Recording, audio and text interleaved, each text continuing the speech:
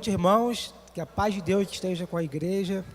Eu estou muito feliz de estar aqui hoje falando com vocês, trazendo a mensagem dessa noite. É um dia muito especial para mim, porque é aniversário do meu primo, Kaique, que completa 16 anos hoje.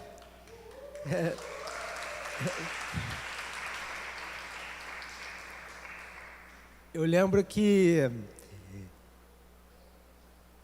eu estava entrando na faculdade quando ele nasceu. E lá, diz que foram 16 anos. E aí eu estou vendo como que eu estou ficando velho, como que o tempo está passando de forma tão assustadora. Irmãos, o pastor Carlos, quando me convidou para falar aqui, ele me sugeriu que eu falasse o tema Uma Igreja de Paz. E embora ele tenha me deixado muita vontade para falar sobre qualquer outra coisa que eu quisesse falar, eu achei que é um tema muito pertinente, porque está em consonância com um projeto novo da igreja, que é o Casa de Paz. Aliás, eu tive o prazer de receber o projeto na minha casa na última terça-feira. Alguns irmãos estiveram presentes, alguns vizinhos participaram comigo, 2 deles, inclusive, estão aqui hoje. E foi uma noite muito abençoada, onde a gente pôde orar uns pelos outros, ouvir a palavra do pastor Carlos. Então eu recomendo fortemente aos irmãos que ainda não se inscreveram, que ainda não procuraram a igreja para poder participar desse projeto, que o façam, porque vocês vão não só ser abençoados, como abençoar o vizinho de vocês, abençoar as pessoas que vocês amam. Irmãos, para começar a minha palavra aqui hoje, eu gostaria que vocês abrissem a Bíblia no livro de João, capítulo 14, versículo 27. João, capítulo 14, versículo 27.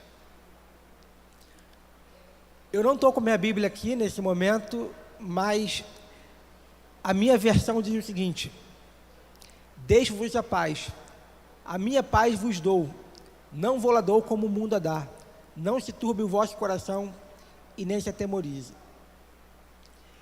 A primeira característica que eu identifico numa igreja de paz, por mais óbvio que possa parecer, é uma igreja formada por pessoas de paz.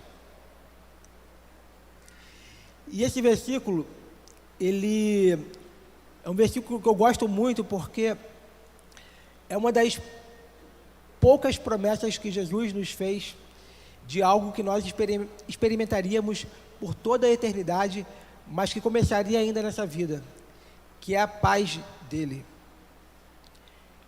A despeito do que é pregado em muitas igrejas, como a teologia da prosperidade, evangelho triunfalista e muito mais coisas que inventam por aí, distorcendo o real significado do evangelho, quando Jesus foi falar com os discípulos e chamá-los para segui-lo,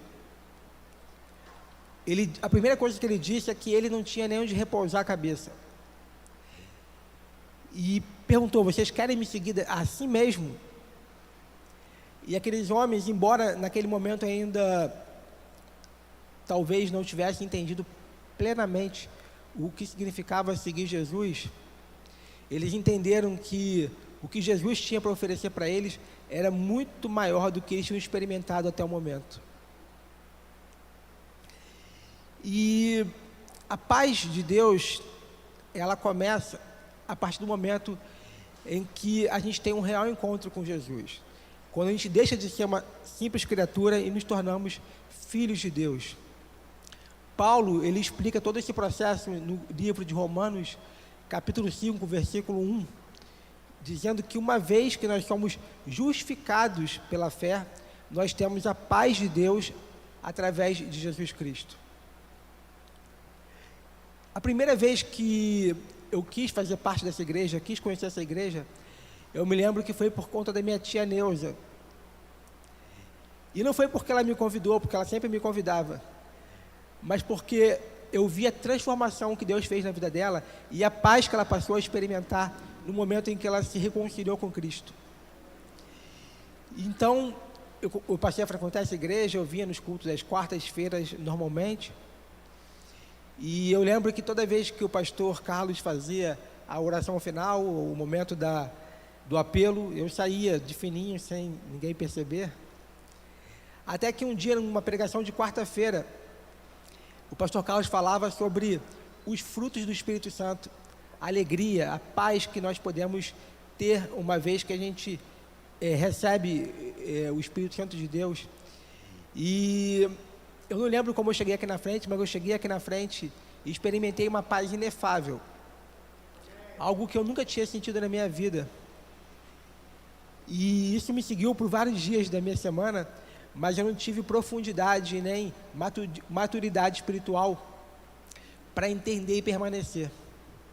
Então eu tive um segundo momento onde eu experimentei essa paz inefável, quando eu estava morto em cima de uma pedra e que eu senti a mão de Deus materializada no meu peito e me trazendo de volta à vida.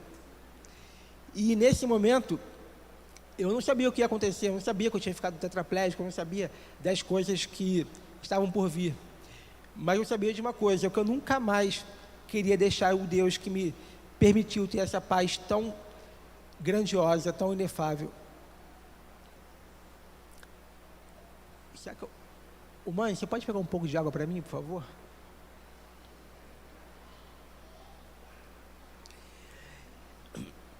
E muitas pessoas me perguntam por como que eu tenho alegria, como que eu tenho paz, como que eu tenho esperança. E eu costumo dizer que eu absolutamente teria desistido, eu absolutamente não teria como continuar se fosse pelas minhas próprias forças. Mas Jesus, uma vez que Ele entrou na minha vida, uma vez que Ele se revelou de forma plena a mim, é o que permite eu acordar todos os dias tendo esperança. É o que me permite acordar todos os dias acreditando que o meu dia vai ser diferente.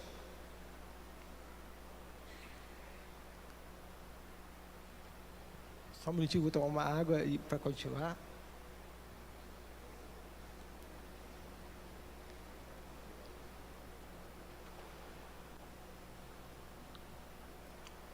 Valeu, Paulo, obrigado.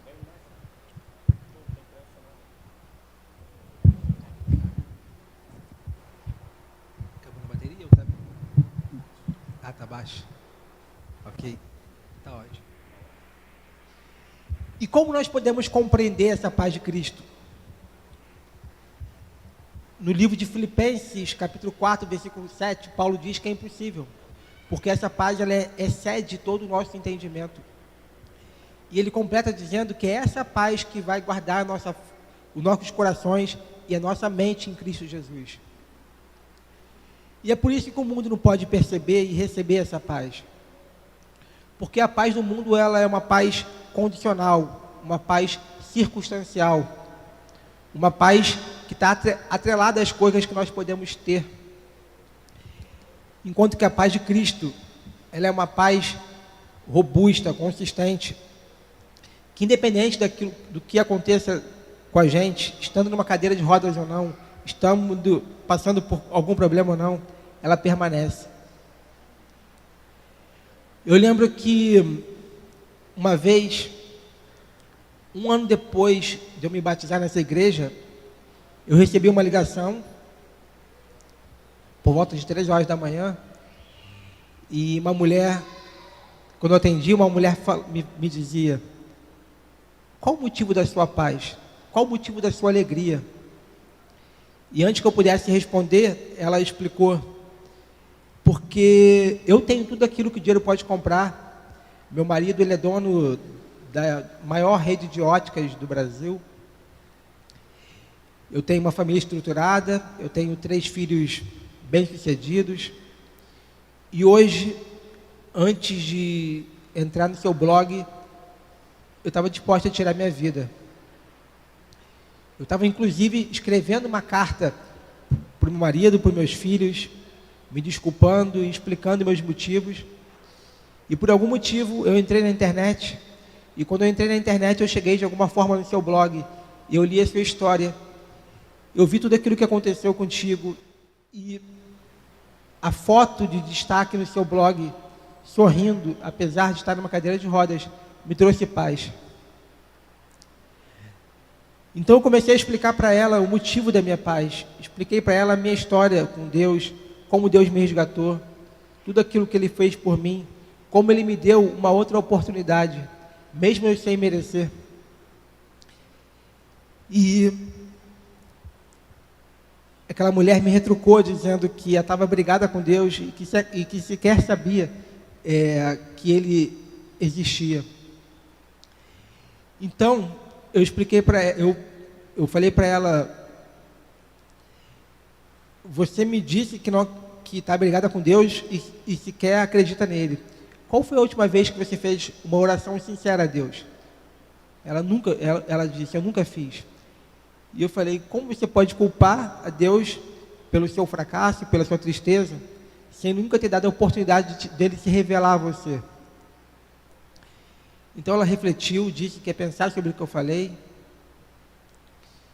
E naquela época não tinha WhatsApp, não tinha nada nesse sentido. Eu perdi o contato com ela e, passado algum tempo, uns 2 meses depois, o marido dela me ligou, me agradecendo, porque ela explicou para ele que ela estava disposta a tirar a vida e tudo mais.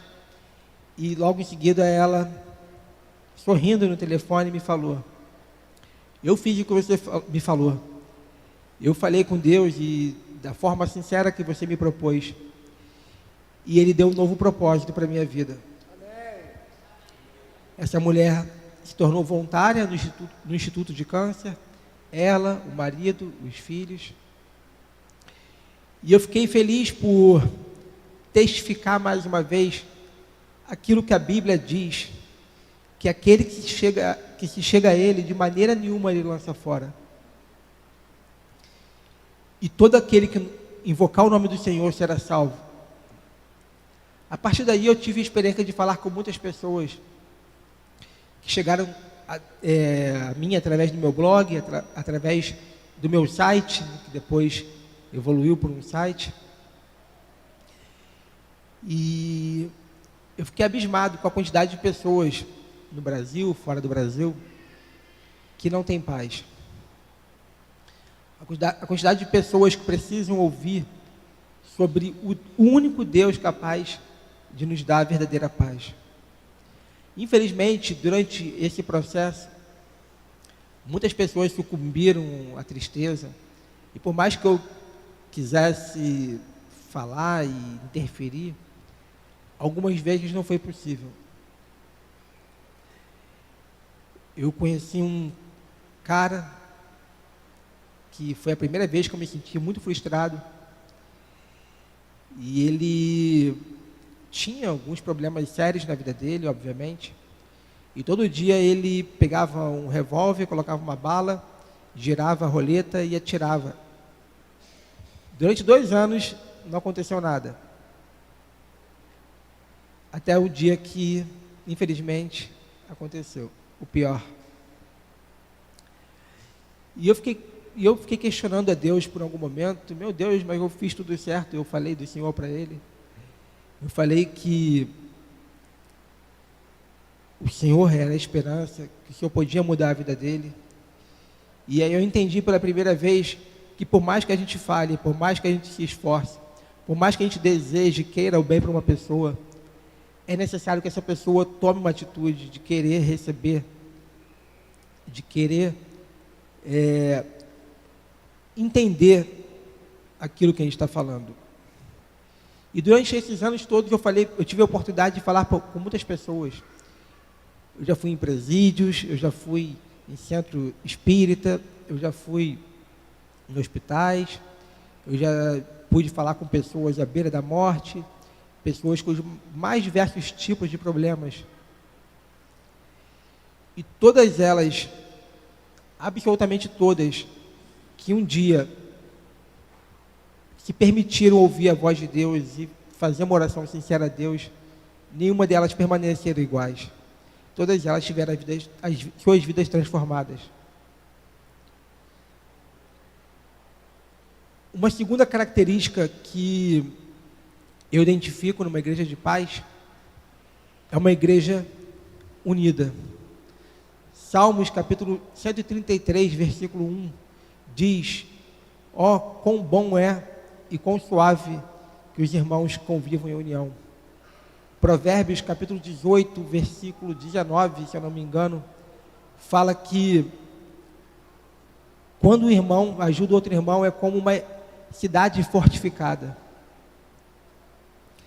E isso é tão precioso aos olhos de Deus, uma igreja em comunhão, uma igreja unida, que em Provérbios capítulo 6, e agora não vou lembrar talvez do versículo 16, 17, 18, Deus fala de 6 coisas que ele odeia e uma que ele abomina.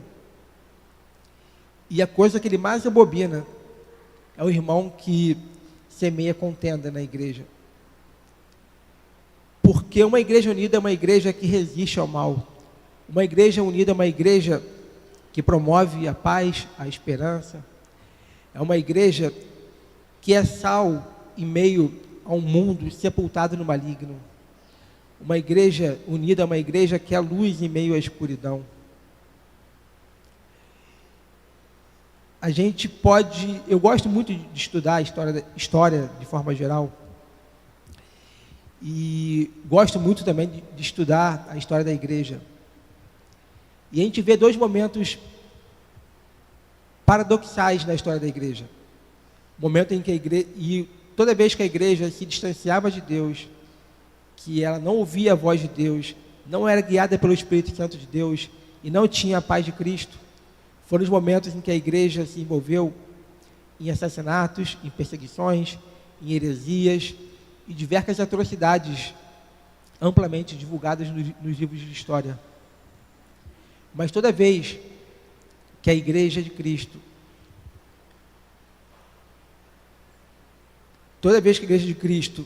era orientada pelo Espírito Santo de Deus, toda vez que a igreja entendia o que era a paz de Cristo e vivia numa só fé, num só coração, ela foi responsável por transformações profundas, culturais, sociais, políticas, como, por exemplo, a interrupção do infanticídio de crianças que nasciam com deficiência, que vigorou durante todo o Império Romano. Era uma prática muito comum a todos os impérios. Platão, Aristóteles, por exemplo, recomendavam essa prática como modelo de cidade perfeita.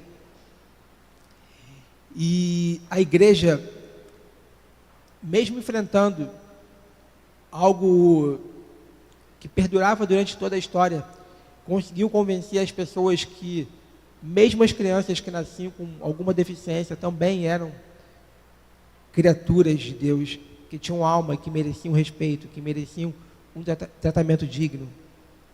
Essa mesma igreja foi responsável pela criação das primeiras casas de assistência a pessoas marginalizadas, a pessoas que ninguém queria por perto. Essa mesma igreja foi responsável pelo amparo aos órfãos, às viúvas, que Tiago diz que é a verdadeira, pura e imaculada religião aos olhos de Deus. Essa mesma igreja lutou pelo fim da escravidão.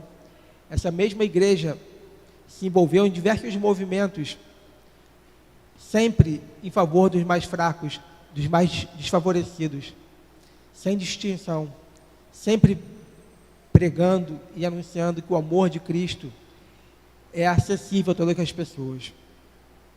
E é por isso que eu me entristeço quando eu vejo movimentos como os desigrejados, que é um movimento que tem crescido muito nas redes sociais, de pessoas que se frustraram por algum motivo em suas igrejas, ou não concordaram com alguma coisa, e resolveram abandonar a igreja, dizendo que não precisam da igreja para nada. E essas pessoas, por mais que digam isso, hoje elas, eu conheço algumas, né? Alguns, inclusive, participaram aqui de seminários aqui nessa igreja, alguns foram membros dessa igreja. E, por mais que elas digam o contrário, elas estão negligenciando e desprezando uma coisa muito preciosa, que nós demoramos muito tempo para conseguir, que é a liberdade de culto, a liberdade de podermos estar reunidos no nome de Cristo e poder anunciá-lo sem nenhuma restrição. Muitos homens e mulheres de Deus pagaram o preço para nós estarmos aqui nessa igreja hoje. Pessoas foram enviadas arenas com leões, pessoas foram enforcadas, sacrificadas, simplesmente porque defendiam que Cristo era a única verdade. E a última característica que eu identifico numa igreja de paz, e já concluindo meu raciocínio, é uma igreja racional, uma igreja que busca uma fé racional. Paulo ele fala que o culto, nós devemos nos apresentar como sacrifícios vivos, santos e agradáveis a Deus, que é o nosso culto racional. A primeira carta de Pedro, no capítulo 2, versículo 2, diz que nós devemos desejar como meninos, nascidos novamente, o leite puro e racional, que é o que vai fazer com que a gente cresça e amadureça espiritualmente. Hoje, antes de vir para a igreja, estava assistindo um pedaço da live do pastor Luiz Almeida, onde ele falava sobre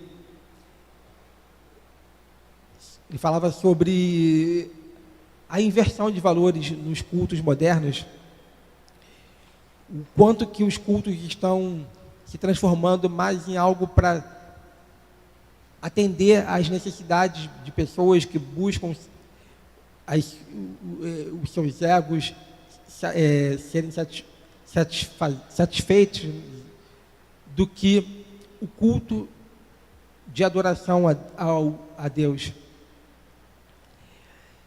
E põe um pouquinho d'água, cara.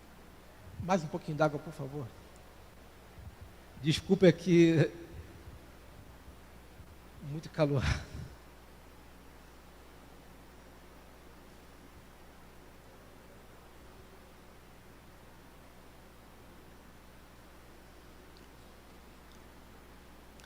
E essa forma de pensar, infelizmente, tem sido estimulada por uma praga que tem entrado na igreja, que é o pensamento humanista, que por mais bonito que pareça, por mais filosoficamente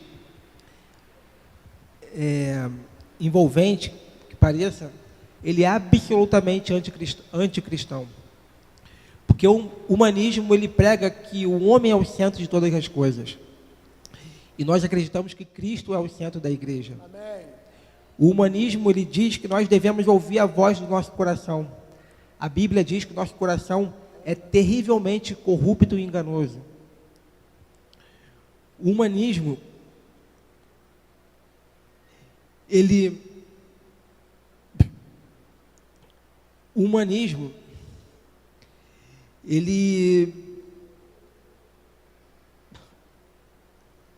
desculpa, gente.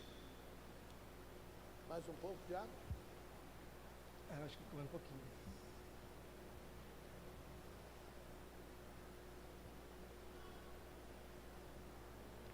O humanismo diz que toda verdade é relativa. E nós acreditamos que só existe um Deus, um caminho, única verdade, que é Cristo Jesus. Então, é com esse pensamento que eu encerro a minha fala aqui hoje, desejando que cada um dos irmãos que ainda não entenderam, ainda não viveram a verdadeira paz de Cristo possa alcançá-la.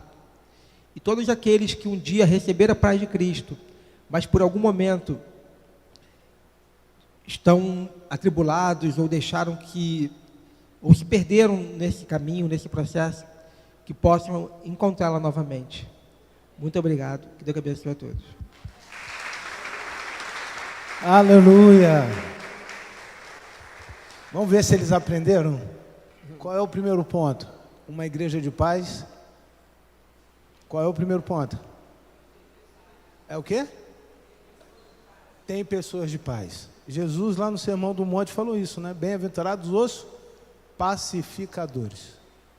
Pessoas que estão envolvidas com isso, envolvidas de maneira direta. Mas uma igreja de paz, em segundo lugar, qual é? Segundo? Repete para eles. Uma igreja unida. Uma igreja unida.